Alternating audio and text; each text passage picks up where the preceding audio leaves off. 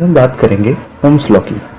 Ohm's law states that किसी constant temperature पर यदि कोई करंट किसी लीनियर सर्किट के अक्रॉस में फ्लो कर रही है तो करंट जो होगी वो डायरेक्टली प्रोपोर्शनल होगी वोल्टेज के जो उस रेजिस्टेंस के अक्रॉस में है और इनवर्सली प्रोपोर्शनल होगी आपके रेजिस्टेंस के।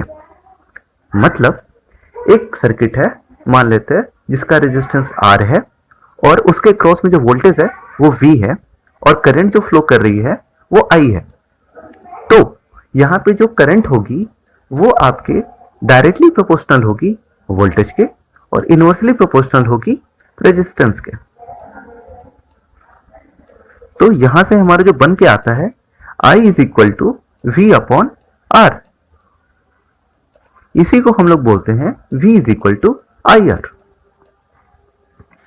पर कुछ बुक्स में लिखा होता है V is directly proportional to I।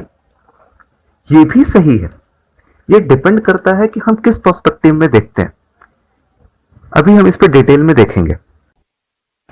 आइए समझते हैं कि वोल्टेज प्रोपोर्शनल टू करंट होता है या करंट प्रोपोर्शनल टू वोल्टेज होता है। आइए देखते हैं इस सर्किट में। अगर आप समझने के लिए, अगर आपने मेरा सीरीज और पैरेलल वाला वीडियो नहीं देखा तो प्लीज उसे देख लीजिए, क्योंकि वो आपको बहुत ज्यादा हेल्प करेगा ओम्स लॉ को समझने के लिए। लेट सपोज ये एक सर्किट है, इसमें हमने ले लिया 9 वोल्ट की बैटरी। तो पॉइंट ए पे कितना वोल्टेज हो जाएगा 9 और बी पे कितना हो जाएगा 0। मैंने उस सीरीज पैरेलल वाली सर्किट में भी बताया था कि जो करंट होता है वो पोटेंशियल डिफरेंस की वजह से फ्लो करता है। तो यहाँ पे क्या होगा, हाई वोल्ट पोटेंशियल से लो पोटेंशियल की तरफ करंट फ्लो करेगा इस तरीके से। तो यहाँ पे क्या होगा, करंट की जो वैल्यू है वो डिपेंड करेगी पोटेंशियल डिफरेंस पे। क्या होगा, जितना ज्यादा पोटेंशियल डिफरेंस होगा, जितना ज्यादा पोटेंशियल डिफरेंस होगा उतनी ज्यादा क्या होगी, करंट फ्लो करेगी। तो यहां से ये हम कंक्लूड करते हैं I is proportional to V। आइए देखते हैं कैसे। मान लेते हैं रेजिस्टेंस आपका यहाँ पे है लेट से 9 ओम, यहाँ पे भी 9 ओम का रेजिस्टेंस है और यहाँ पे भी 9 ओम का रेजिस्टेंस है। तो इस कंडीशन में क्या हो जाएगा, करंट की वैल्यू कितनी हो जाएगी, V I is equal to V upon R होता है, तो 9 अपॉन 9 प्लस 9। तो यहाँ पे जो करंट की वैल्यू आएगी वो कितनी हो जाएगी, 9 अपॉन 18 मीन 0.5 एम्पियर। ठीक है, अब एक काम करते हैं, यहाँ पे 9 के जगह पे 18 वोल्ट का ले लेते हैं। यहाँ पे 18 वोल्ट का ले लिया हमने, मान लेते हैं ये अब 18 वोल्ट का है। तो अब यहाँ पे करंट की वैल्यू कितनी आ जाएगी, I is equal to 18 upon 9 plus 9। तो यहाँ पे करंट कितनी आ जाएगी, 1 एम्पियर। यानी हमने बैटरी को जैसे ही चेंज किया, 9 वोल्ट से 18 किया, करंट की वैल्यू क्या हो गई, बढ़ गई। यानी वोल्टेज हमने बढ़ाया तो करंट क्या हो गया, बढ़ गया। तो यहां से हम ये कंक्लूड करते हैं कि जो करंट होता है वो डायरेक्टली प्रोपोर्शनल होता है वोल्टेज के। अब हम दूसरी वाली सर्किट को देखते हैं। अब ये वाली सर्किट को हम देखते हैं। इस सर्किट में क्या है कि यहाँ पे भी वही कॉन्सेप्ट है। यहाँ पे मान लेते हैं हम 9 वोल्ट की बैटरी ले लेते हैं। तो यहाँ पे क्या हो जाएगा, 0.8 पे 9 वोल्ट, बी पे कितना हो जाएगा 0, इस वाले पॉइंट पे भी 9 आएगा, इस वाले पॉइंट पे भी 9 आएगा। यहाँ पे कितना हो जाएगा 0, यहाँ पे कितना हो जाएगा 0 वोल्ट।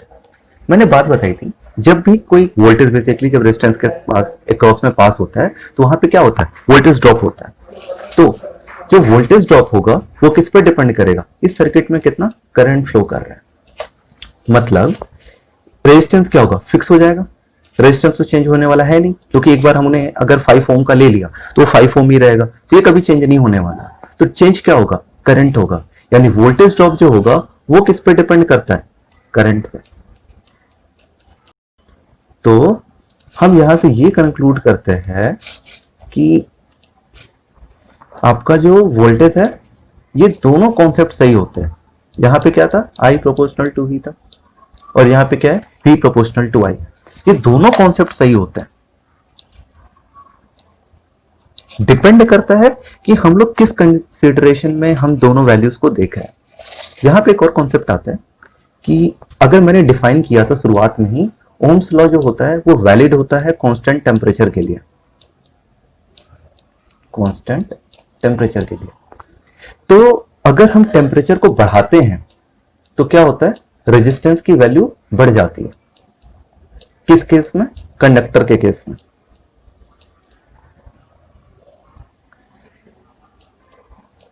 कंडक्टर के केस में क्या होता है, रेजिस्टेंस की वैल्यू बढ़ जाती है। कैसे? R इज इक्वल टू होता है R not 1 plus alpha delta T. तो अगर चेंज इन टेम्परेचर होगा तो रेजिस्टेंस भी बढ़ेगा, और रेजिस्टेंस बढ़ेगा तो फिर क्या होगा कि फिर ये सारी वैल्यूज भी उसी हिसाब से चेंज हो जाएंगी। तो ओम्स लॉ अगर एक फिक्स टाइम के लिए देखना है, स्टैटिक टाइम के लिए देखना है, तो करंट टेम्परेचर को क्या होना चाहिए, कांस्टेंट होना चाहिए। और वही अगर हम कंडक्टर की जगह पे हम इंसुलेटर ले लेते हैं तो यहां पे क्या हो जाएगा, टेम्परेचर अगर बढ़ता है तो रेजिस्टेंस की वैल्यू, अगर टेम्परेचर बढ़ता है तो रेजिस्टेंस की वैल्यू क्या हो जाती है, कम हो जाती है। ये किस में होता है, इंसुलेटर के केस में होता है।